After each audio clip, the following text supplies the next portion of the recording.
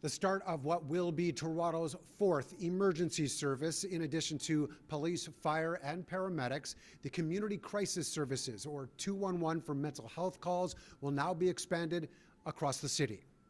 We need a different response to people in mental health crisis, an appropriate response that is more caring.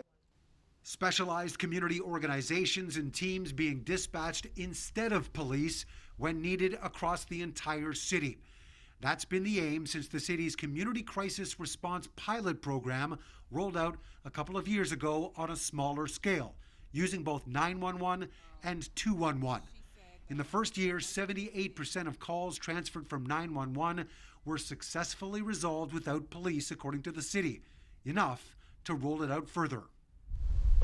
By having 211 available citywide, police will be able to focus on the calls they need to respond to, and hopefully they can respond faster. The program was introduced after a number of incidents involving police resulted in the death of those who might have otherwise been helped through a mental health crisis. Councillor Mike Cole suggests the service can offer a benefit to all involved in the future. The police are being asked to do everything. And the police right now have to go into all these situations that are really out of their control, and it's very dangerous for them, and they go in there armed too. Well, what we've seen, the results of being able to direct people to the right and appropriate services, making sure that emergency responders are going where they are needed most, is efficient and effective and cost effective. And that's what's really important about this service. An evaluation of the pilot showed that 95% of those who used the service were satisfied, and 90% thought it had a positive impact on how they perceived community safety. I think it's really going to change the way that people think about mental health crisis.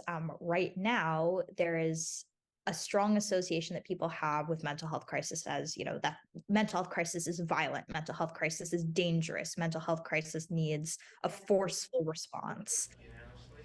More programs cost more money, however. The city is currently spending $14 million. The expansion is set to double that in 2024 and increase to $34.7 million by 2026.